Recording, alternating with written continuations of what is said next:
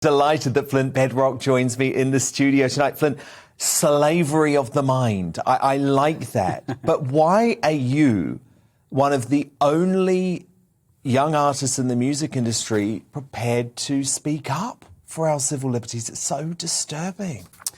The thing is, it's a very difficult thing to do. You know, it comes with a lot of pushback.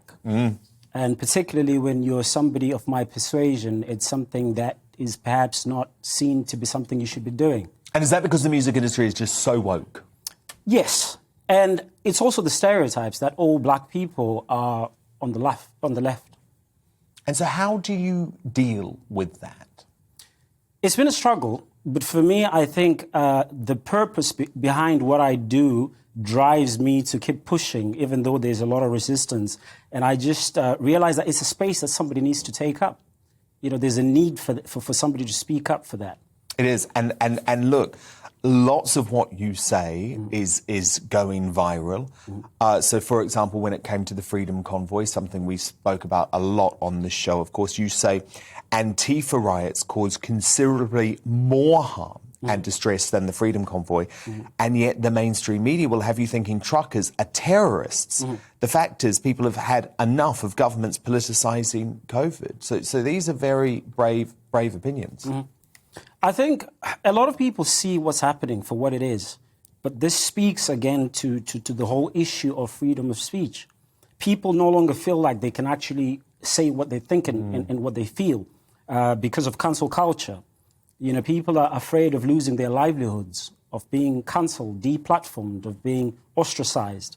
So this is the result of this PC culture that we find ourselves in. I think that's the most worrying thing, isn't it? I'm sure you're the same, but I often get high-profile people, including those in the music industry, contacting me privately to say, I love what you're saying, or keep going.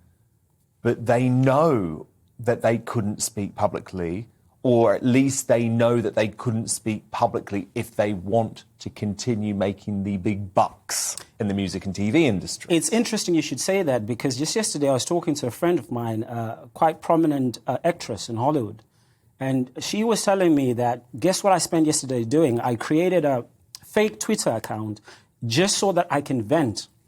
Because I don't feel like I can talk and speak on the issues that I see using my own account and still be able to keep a job. So that is terrible.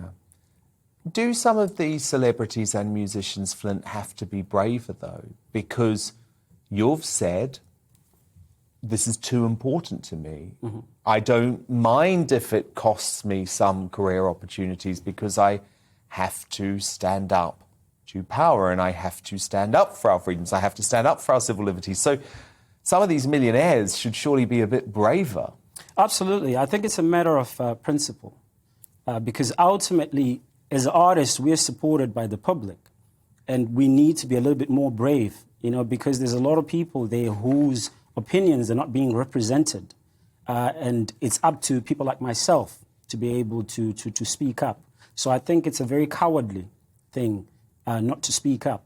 And this is something that you see across the board. There's a lot of people that want to speak, but they just don't feel like they can. They're told by their management, by their publicists, it's a suicide. We saw a bit